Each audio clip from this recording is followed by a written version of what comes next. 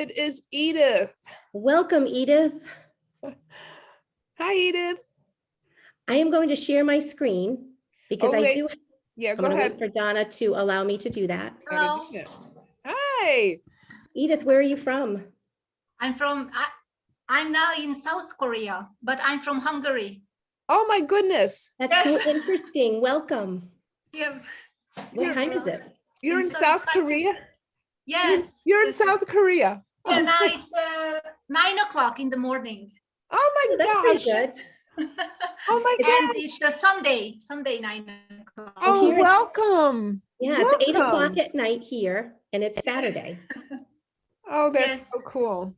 Okay. All right. So you could put in the chat what, well, you know, put where you're from and what you do there. I'm curious. Oh, I'm an English teacher. Okay. I have I'm doing private teaching, but also I'm a university student. I'm Oh, getting my bachelor degree in child English. So actually, that was my first time ever I heard about phonological awareness and, you know, those things. But they never said like science of reading or those big names. So I started to search and then I found you. oh, well, I'm we're so so happy. glad you're here. This is awesome. Thank you. Okay. So I All do right, So well, happy too. I have a good. slide for our first question, just because it needs to be visible. So I'm going to share my screen. Donna, will you enable screen sharing for me, please? I made you a co-host, so you have to do that on your end. Share screen on the bottom. Do you see that? Yes, it says the host has disabled it. So Oh. if you go to the Well, let right me- of it, Let me enable it again. yeah, usually it's down the bottom. You hit to the right of the screen share and it will say multiple. Let me see. I think it's better now. Yes. Okay. Okay, let's see.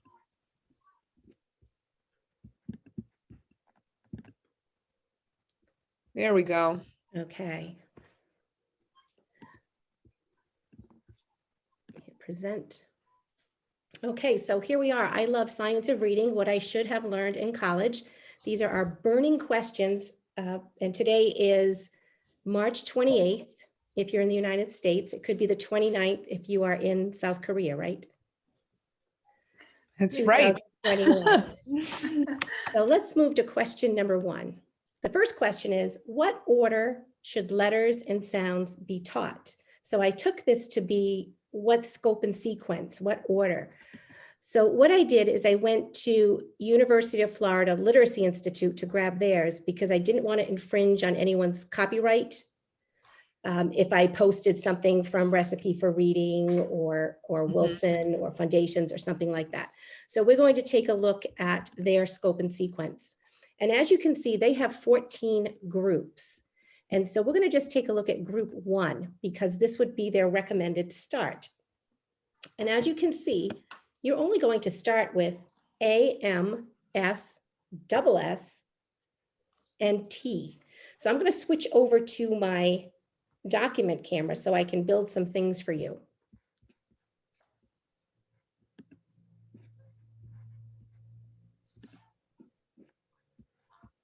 I'm going to do my best to do that.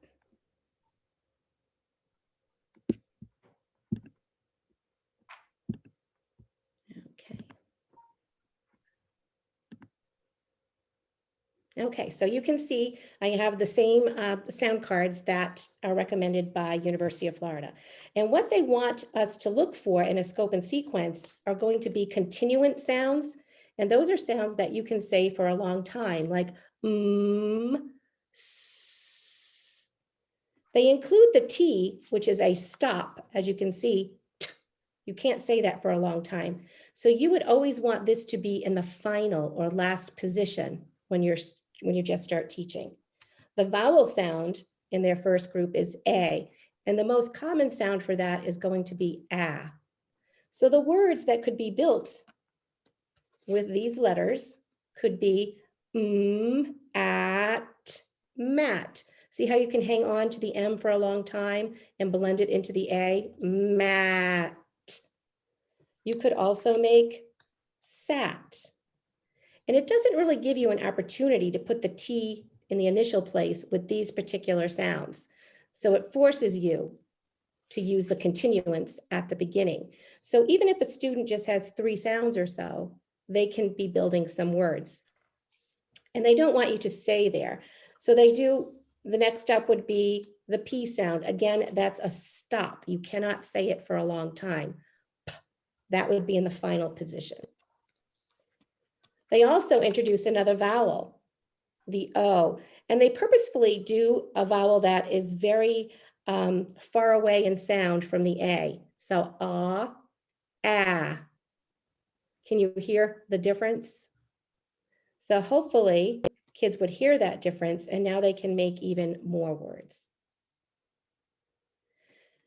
They add some more sounds, but what they do right up front is they talk about something called the nasal A.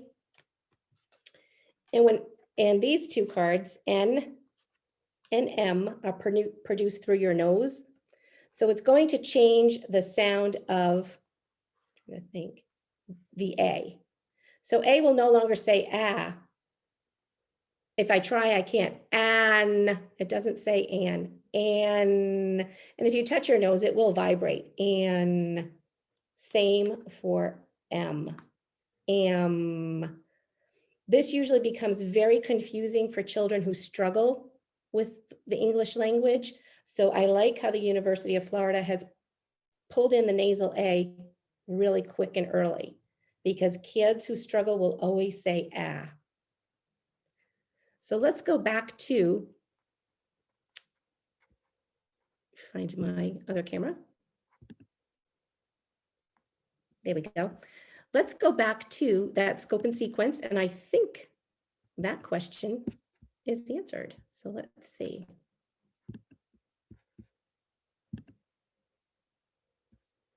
Don't know where it went.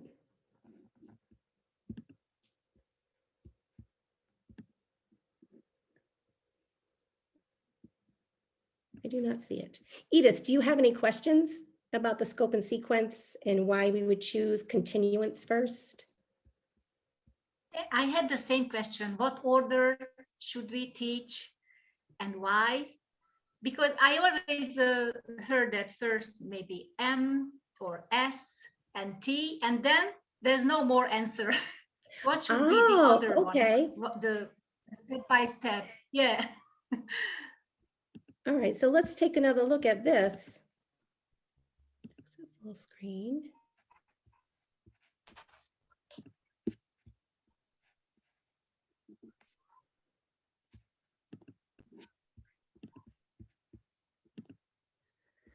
So Edith, you can get this at this website down the bottom. Okay. Mm-hmm. And you'll be able to grab the scope and sequence. Okay. Yes, I'm gonna do it. Thanks. You're welcome. Did you have any other questions about the scope and sequence or the order? No, I'm gonna check this. And yes. All right. Actually, I put my question on. There was a form? Google Drive, yes, and I put my question there just Was that your 30 question? minutes ago. Yeah, I had a question actually, because I was teaching my students this long U sound, and this is the book we are following, Oxford Phonics World. Okay. Yeah, and there's an example with long U. There's the word tube and June and tune and drool, and the long oo sounds like oo. But yes, there's also the cute and mute and cube, and there's this u sound. And my students was confused. I was confused suddenly, you know, what should we think about this sound? Or okay, let me is show that you. 2 sounds or 1 sound?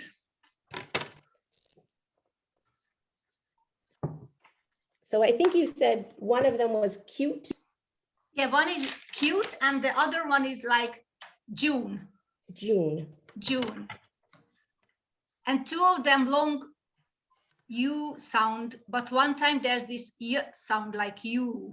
It can And one make time it's you. just ooh. Yes, you're absolutely right. It can say you or ooh. And you Yeah. can see it's in the same exact syllable type where there's a vowel, a consonant, Yes. and a silent E. Yes. So kids are going to have to start noticing how the words look also. Mhm. And they're going to know that it can say you and it can say ooh Mhm. in a vowel consonant E pattern. So over time, when they start mapping the words, they're going to notice the pattern more. Mhm. But you're right, it does make those two sounds. And it can be in the same syllable type. Oh. And shall we count it for one sound or two sound? Because that Y also comes. Oh, the ooh or the you? Yeah. Yes, let me Like show you. mute. When I asked my students, so how many sounds are there? Then they said me fa, m, y, u, t. They said 4 sounds. M, y, u, t. Like they said like this. Oh, okay, so let me show you something else. Have you heard of Elkonin boxes? Yes, I'm using, but you know, I just learned on my own. I was searching, so I'm not trained by that yet. Well, good for you. So let me show you some work with that. Mhm. Let me switch back to this camera. Okay, so can you see the chips I have? Yes. Okay, so let me get some more.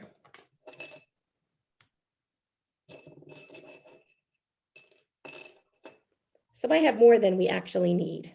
Mhm. So if you said the word was mute, it would be you. Mhm. There would be 3 sounds. Yes. But I see your kids are going ya ooh. Yeah. So they're doing ya ooh t. Yes. Okay. Something So what they're doing here is they're co-articulating, they're overlapping the 2 sounds. Yes. So it's going to be for or cute, k, you, t, cute. Mhm. Cute. Okay. Does Yes. that help? Yes, yes, of course. Yes. Okay. Thanks a lot. Just 3 Well, sounds. Okay. You know, What I do you think, believe, isn't it, correct me if I'm wrong, I'm probably wrong. Doesn't you make like 8 different sounds? It can make a ton of sounds. Right. Even though it's a long U, but there's variations of that long U, like the ooh. That's Is that- exactly what Edith was saying. Yes. Right, right. So I just want you to know you're on the right path. Yes, Okay. you are not I'm hearing so things new in your ears. It's to right. this. Yeah. Yeah. It's right. I'm Okay. learning together with my students. Well, it's like the UI pattern, Mhm. suit, like in suit, Mhm. Mhm. it says ooh there too. So it's a different, In the OU as in soup. right, right. You know, But just the I most think- common pattern will be the vowel consonant E, which you're probably teaching your kids now, right? With correct, cute, mute. right. Okay, do you agree with that, Donna? Yes. Okay. All right, let's go on to our next question.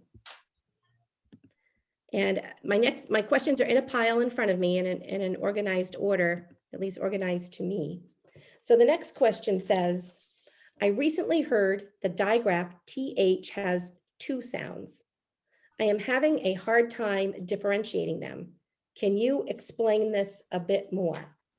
So this question refers to the digraph, which are 2 letters together that make 1 sound. And it can make 2 sounds. And we refer to this as voiced and voiceless.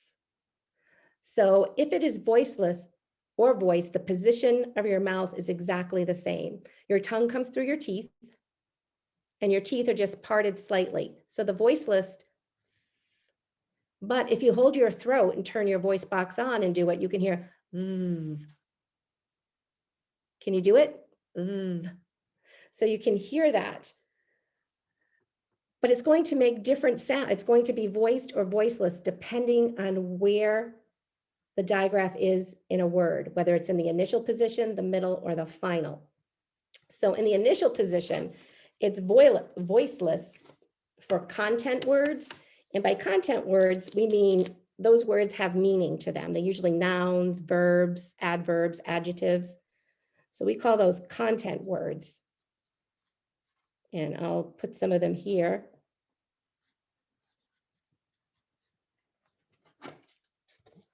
So this word is think, and if you say it, your voice box does not come on. It's in the initial position of the word, think.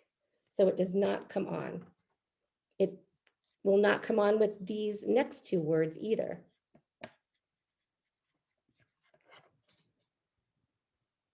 Because remember, it's in the initial position. Didn't come on, right? It stayed off, okay. It also will be voiceless for these in the middle of words. Use my eraser. So those are content words. They don't have a lot of meaning. And we'll talk about function words that will be voiced. So if we talk about the middle or the medial, if TH is before a consonant, like in this word, it's a two-syllable word, but you can see the TH comes right before a T, as in bathtub. Voiceless, no voice. So before a consonant. Truthful, toothpaste, doesn't say anything. And in the final position, it's voiceless.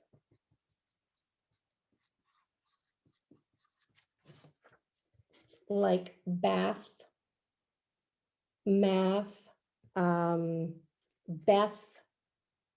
There is one exception that can go either way with the final position. It depends on dialect and how you would pronounce this word. The TH could be voiced or voiceless in this particular word. How would you say it? With. So yours is Am I off correct? With. but some people turn it on and say with. Oh, really? With. It could be with or with. with. Either way With. is considered correct. Okay, I didn't know that. Yeah. With. All right. So now we'll go over to voiced. When does TH use its voice? So in the initial position, we talked about content words that don't have a lot of meaning, but we do have function words that do have meaning, and that's when it will be voiced. So we have function words.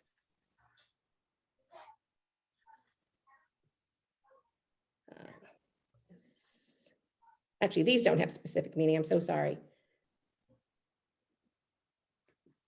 The other words had meaning. So you should hear your voice for these words. Function. Oh, okay. Just the TH ones. That, those. Those. This, Do you feel it? Those. Yes, those. I can feel it. This, that. It's great those. for kids to do that too, to turn their voice on and off and feel it. This, that, those. This, that. So then we move to the middle position. If it's between two vowels in the middle position or the medial position, it'll say its voice. Mother. Mother. You hear it? Mother. Mother. Yes. If the word were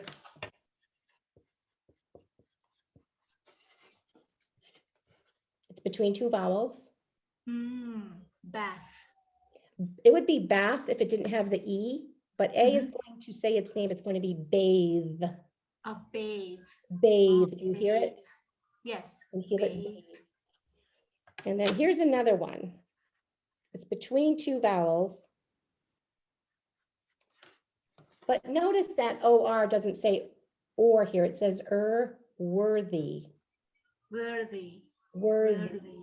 So any pattern that makes the sound that is with TH will make its voice if it's between vowels.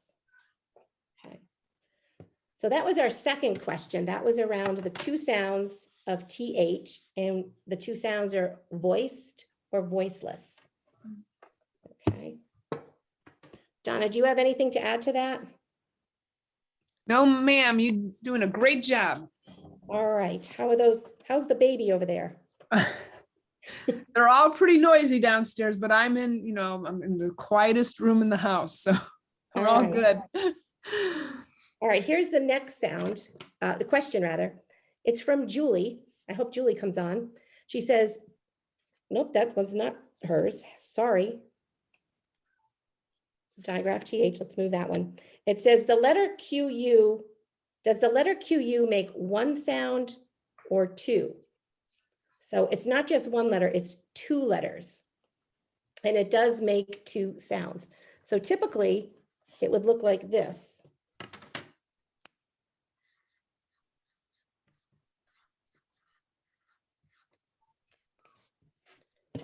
So QU says, it's that K and S together. So it's really making two sounds. But kids can learn this sound and how to map it by using Elkonin boxes and orthographic mapping. So I'll show you that really quick. So I'll switch back to the document camera. Donna, is it a pain for me to be switching back and forth? Not from my point of view. Okay. So here we go. So if my word was quack, a duck will quack. So I would do k, wah. Wait a minute, I gave you the wrong sound. No, I didn't. Sorry. K, wah, ah, k. It's four sounds. But when you're spelling, it's represented differently. So let me show you that.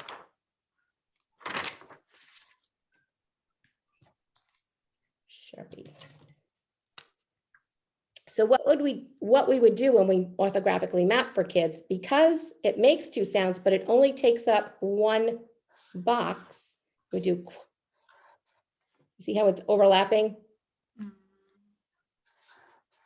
And then here's a digraph that just makes one sound. So that just gets into one box.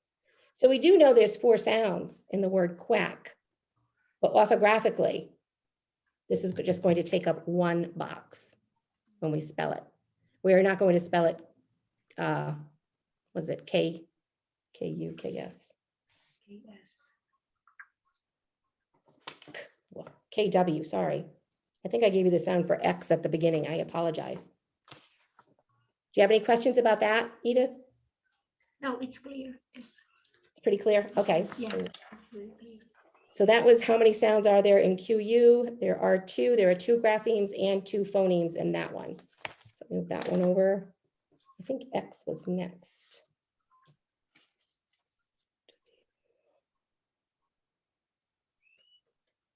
X has left my sight line here, so we'll go on to something else. Dahlia asks about OU versus OW, saying ow. So I'll switch this off.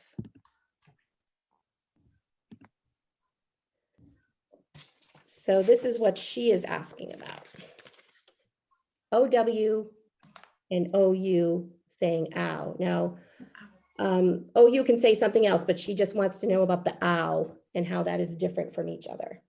So I will show you. It's all coming down to position of words. So that's pretty much a theme tonight. Depending where the pattern falls in a word, will determine what it says. So we've got ow on one side and ow on the other side. So we have OU and OW. So OU will say ow in the initial or middle position or medial position, like the word out, Out. because OU is at the beginning. Yes. Okay, Out. let me see. And if it was in the middle of a word, like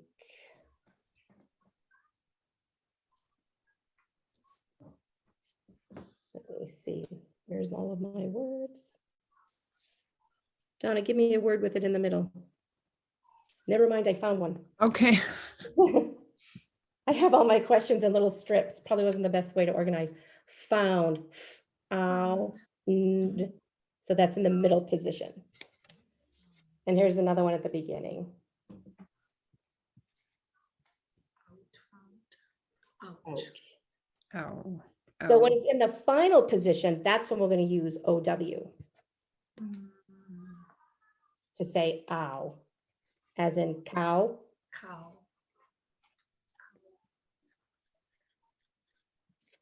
plow, Plow.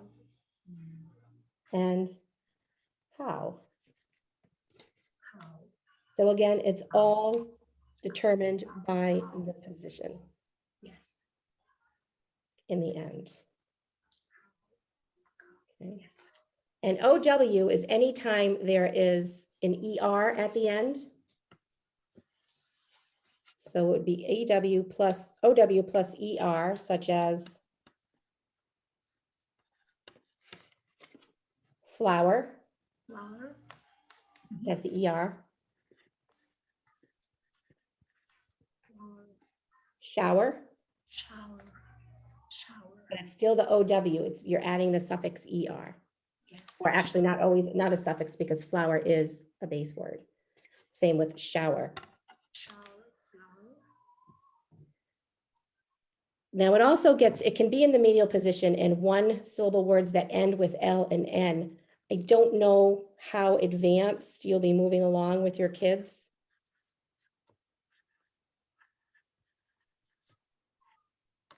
So OW can be in the initial position or the medial Mhm. if the final consonant is oo or n, like owl or down. Yes. Owl. Down. Yeah. I see. But I'm thinking for your kids who are just learning, you're going to be focusing mostly on the initial and medial for ow Mhm. and the final position with OW. Yes. Okay. I'll have to write down the title of the book you showed us to see how they do it. All right, let's move on to the next question, although I've got quite the mess here now. All right, that was OW. This is another positional question. They are asking about oi. Oi go. OI and OY. So we'll put them over here. OI, OY. They both say oi. OI is going to be initial and medial. OY is going to be the final. Like oil, Oil. Yes. oil, join. Join. Mhm. It's another one. Coin. Coin. Okay. So initial and medial. Over here, final position.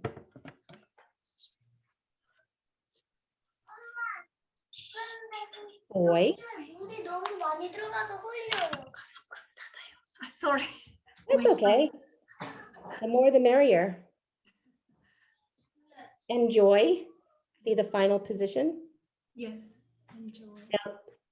at the end of words or at the end of a syllable. So if you had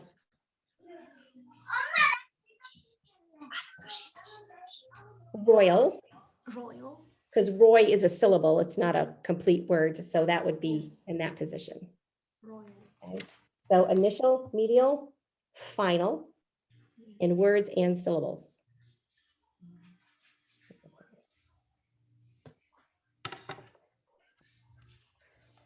Let's see.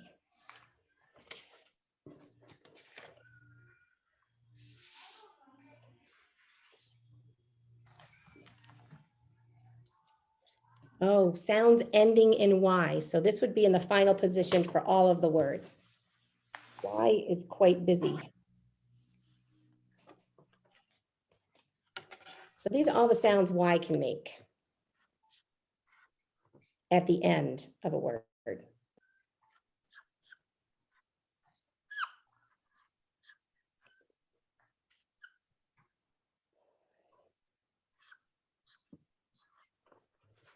So it can say I, E, or I, depending on where it is. And it's going to be the syllable type. Because you can find Y in an open syllable, a closed syllable, and a vowel consonant E syllable. So I will show you those.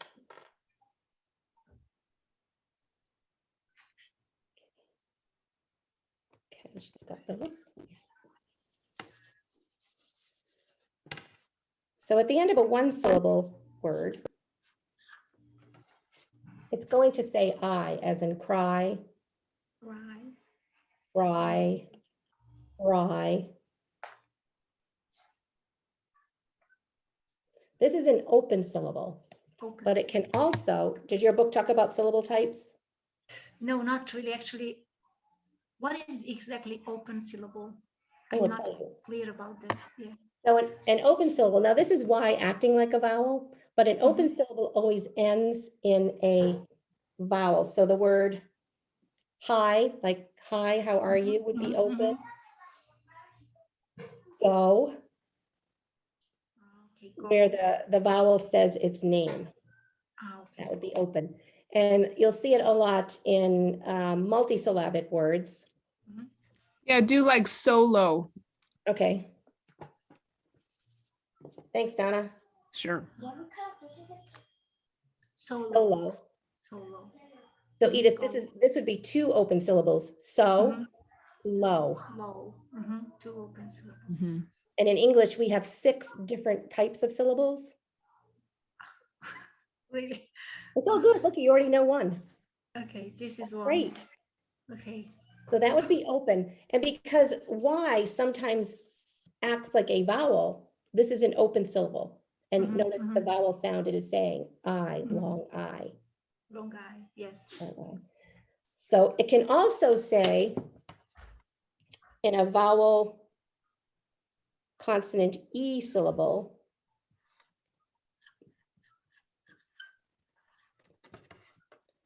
so remember the Y is acting like a vowel. It's saying I here. And remember you were using the words cube and cute and mute. Those are Yes. all vowel consonant E syllables Yeah, vowel consonants. because they have a vowel and a consonant and the E is silent. Okay. Or people call it a silent E syllable also. Yes. Okay. Might be a good idea for us to do a session on just syllables. I know, and Donna and I were just talking about that before we started. Yep. I think that would be great. Edith, you would come, right? Yeah, definitely. I would come. I mean, it's hard to learn it. At least we got one customer. We have a customer. Excellent. So you can see the E is silent there. So for type, so Y can say I at the end of a one syllable, open syllable word like cry, and also in a vowel consonant E, like the word type or hype. Donna might be able to think of some more. But it can also say the long I sound. And it can do that when there's 2 open syllables here at the end of a 2-syllable word and it's open, baby. So here the A is saying its name, A, that would be open. Baby, yes. And then B, BY is also open, baby. But it doesn't have to have 2 open syllables. It could be crabby, someone who is kind of grumpy or not friendly would be crabby. So crab, what we call a closed syllable because the B is closing in the A and makes A say its A sound. Bunny. Bunny, yep. Or a bunny because the bunny should be coming soon. How about funny? Yes, funny. Funny. Okay, Yep. Excellent. Two So syllable funny is words. 2 syllables. Yes, funny. So it can do that when it's at the end of a multi-syllable word and it's an open syllable. But it can also appear in a closed syllable and say if. That says E, I'm sorry, I was saying if. Okay. This is what we call a place where you go exercise. A gym. A gym. So see the Y is acting like a vowel, it's saying if. Yes. Gym. Again, it's closed because the M is closing in that Y, causing it to say if. Yes. And up here, I think I said it says I, excuse me for that, it's obviously E and baby. Baby. Yes. Okay, so someone asked about all the ending sounds for Y. So hopefully they have them. And again, it comes down to syllable type and position in the word for that. So Tiffany said in a 1-syllable word, dry, or at the end of an accented syllable like reply, Y usually represents the long I. Mhm. In a two-syllable word with the Y in the final position of an unaccented syllable, like in puppy, it usually represents the long E. See, I didn't know it had anything to do with the accents. With the accents, yes. I didn't know that. See, everyone, I am learning Are there too. people participating? Like there's a chat going on? Yes, Oh my gosh. All right. we have lots of people on live. All right, excellent. So that would be, and then our final question, I think it's our final question, we did why, is they asked to explain this word.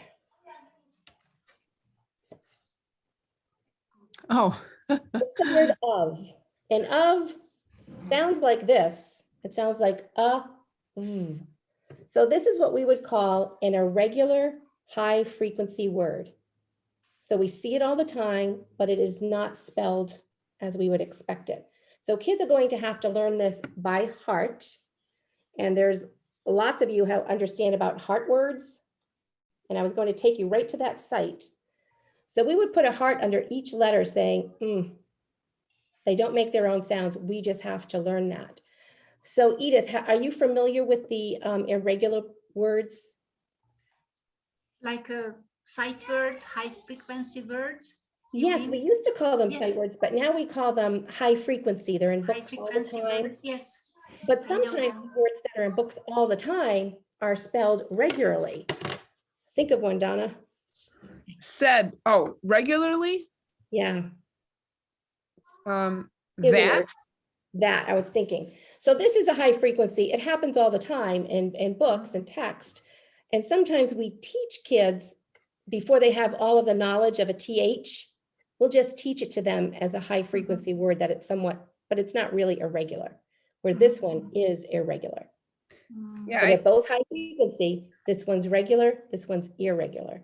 Okay. there's only about, from what I heard, what, 40 irregular words that you really can't sound out of what, 200 and something words. And you can sort the Fry and Dolch words into their patterns, Decodability. Mhm. their syllable types, and Right. that makes it really nice to do that. And I'm going to take you to a site, the UFly site, where you can get these. There it is. I share my screen.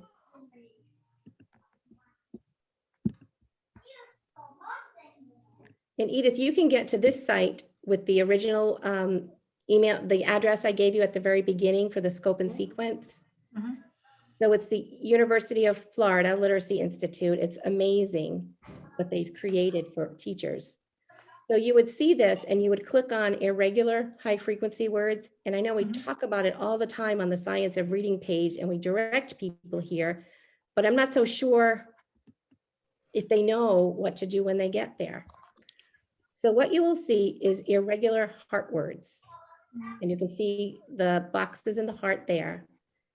You'll see cards. These will not have any hearts or symbols under them. And there's also a demonstration lesson to show you how to do it. So I tend to use Google Slides, so that would be my choice. And what you do is you make a copy because you can't work on their original and it will just pop up.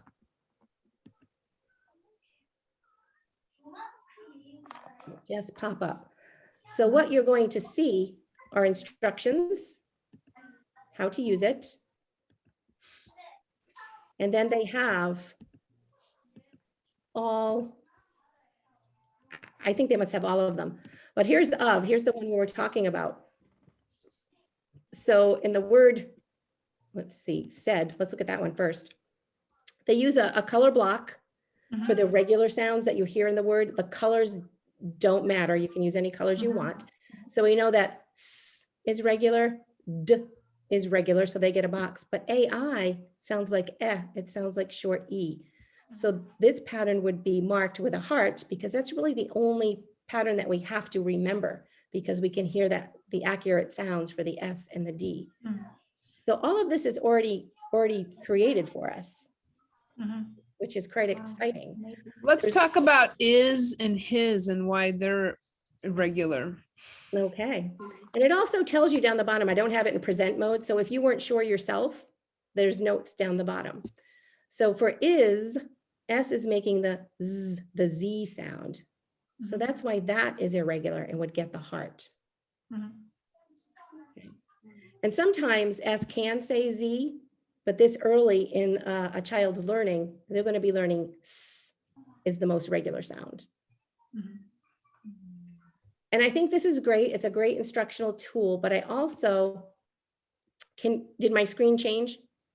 Yes. Yes. Oh, good. Yes. So this is from a really great reading and it's called Dissect a Word. And so if you can see here, what they do, and they provide this template. So if the word were said, the child writes it, then has to segment and identify what is the part, the tricky part, and write it. So there's a little more after you've had direct instruction. Now a child can really engage in these activities. So UFly has a lot of the flashcards. It has the slides for instruction, but I do recommend for kids to be actively engaged. There's some great things. It's called Really Great Reading. And this is just one of the dissecting a word. They also have videos of the words, but not as many videos as we would hope that they have. And so here's the word of again. So I knew this would be here also. So the tricky part is the O and the F for of. So they both get a heart over it. And I think that takes us through the questions that we had. We went a little over tonight. That's okay. Okay. I hope it was helpful. Thanks, Yes. Dawn. That was really great. It's amazing. Yes. Thank you, Edith. It was so great to meet you. I hope we'll see you again. Yeah. Will you So- hold up your book again? I do want to write down the title. Okay. Most of the foreign teachers use these phonics books here in South Korea. Oh, okay. Yeah, Oxford. it's very Phonics. popular. I bet other people may know it then too on the page. It's I've heard of that, Oxford Phonics. Okay, everyone. Oh, here's a comment on Facebook. Oh my gosh, I've been doing this for years. I use dots instead of hearts. I've always color coded everything. Oh, that we're talking about the heart words. So just to let you know, Dawn, there were 115 people watching. Oh, yikes. That's kind of a lot. So folks, if you think Saturday night is a good time for us to do this, would you let us know? Because we're trying to figure out the optimal time to do this for everyone. We just want your input and keep those questions coming. Yes, we'll have a new form up tomorrow. Okay. Thank you so much, Dawn. Thank you, Love Donna. hearing Thank you, you. Edith. Thank you, everyone. Thank you so Good night, much. Edith. Yes. Good night, I learned Edith. a lot. Yes.